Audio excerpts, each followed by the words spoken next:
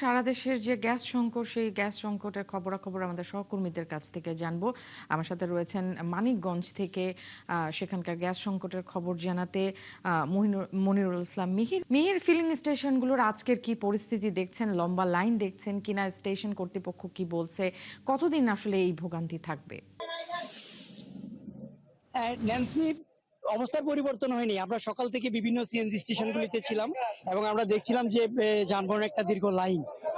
মানিকগঞ্জে 14টি filling station আছে, তার মধ্যে 4টি ফিলিং স্টেশনে মোটামুটি গ্যাস প্রদান করা হয় এবং এগুলিতেও কিন্তু আমরা দেখছি যে খুব একটা তাদের প্রেশার নেই, যার কারণে তারা প্রয়োজনীয় গ্যাস দিতে পারছেন না, তেমনটি আমাদেরকে এখানে ফিলিং স্টেশনের কর্তৃপক্ষ ওরা জানিয়েছেন।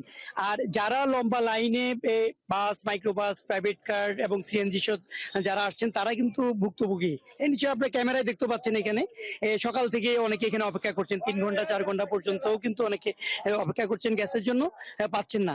অর্থাৎ দুর্ভোগ কিন্তু আছে এবং শুধু আজ নয়, গত 1 সপ্তাহ ধরে এই অবস্থাটা চলছে। এখানে যারা ভুক্তভোগী তারা আমাদেরকে বলছেন।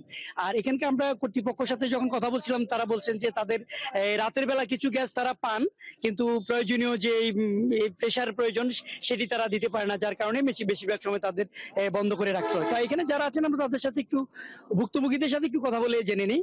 আচ্ছা, আমরা একটু কথা বলি যে আপনারা তো গ্যাস নিতে আসছেন, কি অবস্থা গ্যাস? অবস্থা মানে বাড়ি বাদ দিয়ে সারা রাত আমাদের গ্যাস নেওয়ার জন্য পাম্পে অপেক্ষা করতে হয়। এটা দীর্ঘ 8-10 দিন ধরে মানে আমরা পাম্পেই থাকি। আর এমনি কোথাও যেতে পারি না, কিংবা কোনো রুগীরও যদি কোনো ইমার্জেন্সি টিপ আসে, আমাদের যাওয়ার কপাল হয় না, কারণ আমরা পাম্পেই গ্যাসের সিরিয়ালেই দিনটা কাটিয়ে দিই আর কি। এইভাবেই চলছে। আপনি কি গাড়ি নিয়ে আসছেন? আমি হাইট নিয়ে আসছি। কি অবস্থা এখানে? গ্যাসের কি বলছে কর্তৃপক্ষ?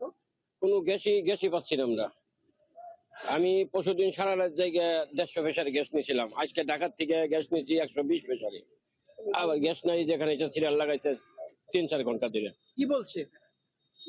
দিবে দিবে গ্যাস, আসতে দিবে, লাইনে গ্যাস নাই, দেয় না।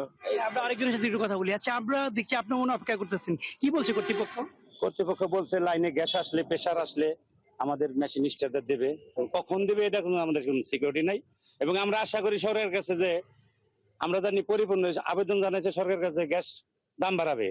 দাম যদি 2-4-5 টাকা বাড়ায়ও আমরা জানি অ্যাভেলেবল গ্যাস পাই, যাতে আমাদের মতন যারা কর্মজীবী সিএনজি টেক্সি যে যারা আছে এদের অনেক কষ্ট, সকালে সিরিয়াল দিলে রাত্রে পায়, আপনার টিপ মারার মতন সময় থাকে না। অনেক অনেক ধন্যবাদ।